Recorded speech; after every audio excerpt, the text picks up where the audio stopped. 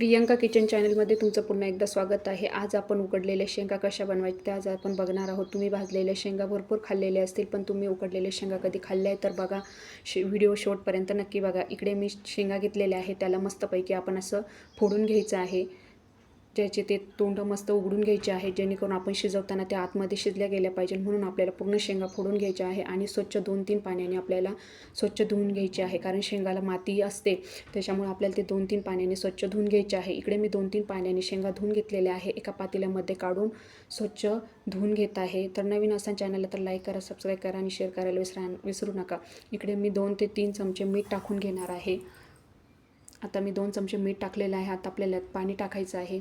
इकडे मी पाणी टाकणार आहे, स्वच्छ पाणी टाकायचं आहे आणि आपल्याला हे शेंगा आता उकडून घ्यायचे आहे। इकडे मी गॅस पेटवलेला आहे, गॅस पेटलेला आहे आणि आता आपण ह्या शेंगा शिजवायला ठेवायच्या आहे।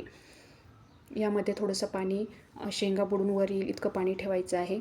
आता मी ह्या मस्तपैकी शिजवायला ठेवलेले आहे। आता याच्यावर आपण झाकण ठेवणार आहोत आणि याला आपण शिजवून घेणार आहोत। आता हे आपल्या जवळजवळ शिजत आलेलं आहे, तर तुम्ही बघू शकता। आता मी एका प्लेटमध्ये काढून घेते।